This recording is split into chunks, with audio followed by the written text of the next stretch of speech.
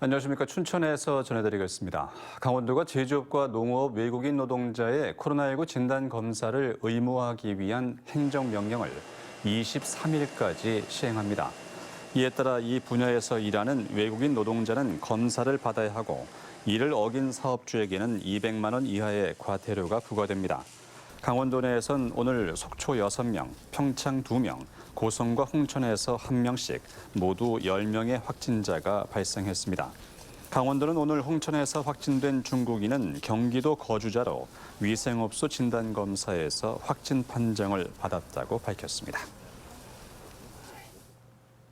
도내에서 코로나19 백신 접종 후에 이상 반응이 의심된다며 보건당국에 신고한 사례가 어제 하루 춘천과 원주, 강릉과 속초에서 16건 늘었습니다.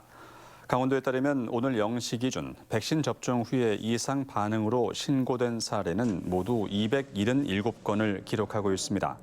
모두 두통이나 발열 등 경증으로 추가 사망 신고는 없었습니다. 지난 9일 원주에서 아스트라제네카 백신을 맞은 뒤 심정지 상태로 발견된 50대 요양병원 종사자의 사망 원인은 아직 조사가 진행 중입니다. 코로나19 고용 한파로 인해서 실업률이 6.3%로 높아진 가운데 고용 시간은 줄고 일용직 채용만 느는 등 고용의 질이 악화되고 있습니다. 강원지방통계지청 고용 동향에 따르면 2월 고용률은 56.1%로 지난해 같은 기간보다 2.0%포인트 감소했습니다. 반면 실업자는 12,000명이 증가하면서 실업률은 1년 전에 비해 1.6%포인트 높아진 6.3%를 기록했습니다.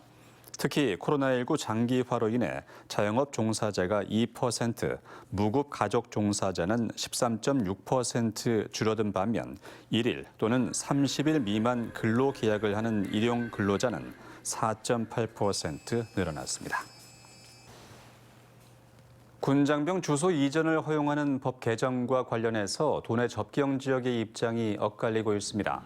화천군의 경우 화천군은 낙후 지역으로 연간 219억 원의 교부세를 지원받고 있지만 군인들이 주민 등록을 이전해 인구가 늘면 이 교부세는 받을 수 없다고 주장했습니다.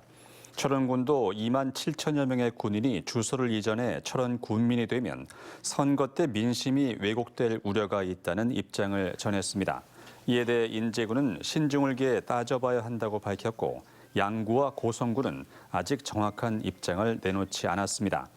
김병주 국회의원이 대표 발의한 주민등록법 개정안은 현재 국회에서 논의 중입니다. LH 투기 의혹과 관련해서 정의당 강원도당이 부동산 투기 공익제보센터를 운영합니다. 정의당 도당은 오늘 당사에서 기자회견을 열고 도내 LH 직원과 공직자에 대한 투기 의심 정보를 제보받아 중앙당과 함께 조사하고 투기 정황이 짙으면 사법기관에 수사를 의뢰하겠다고 밝혔습니다.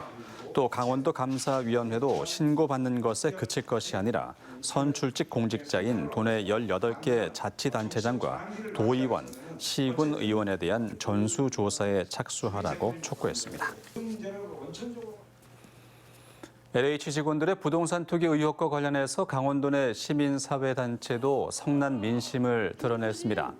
LH 강원지역본부를 찾은 시민사회단체 회원들은 부동산 정책과 광풍으로 서민들의 삶의 의욕이 무참히 꺾였다며 문재인 정부의 부동산 투기와의 전쟁을 선포하라고 촉구했습니다. 또 가짜 농민을 양산하고 부동산 투기를 방치하는 농지법을 전면 개정하고 정치인과 공무원, 공공기관 이해관계자들의 투기 부동산을 몰수해서 부당 이익을 환수하라고 밝혔습니다. 강원도 내 필수 돌봄 노동자들이 오늘 강원도청 앞에서 기자회견을 열고 처우 개선을 요구했습니다. 요양보호사와 장애인 활동 지원사, 아이 돌보미 등 민주노총 소속 도내 필수 돌봄 노동자들은 저임금과 인력 부족 등으로 고통받고 있다고 호소했습니다. 특히 코로나19 상황에서도 노인과 어린이를 대상으로 대면 돌봄을 진행하고 있어 방역상 문제가 있다며 건강검진과 예방접종을 지원해달라고 요구했습니다. 또 강원도 필수 돌봄 노동자 지원 조례 제정을 촉구했습니다.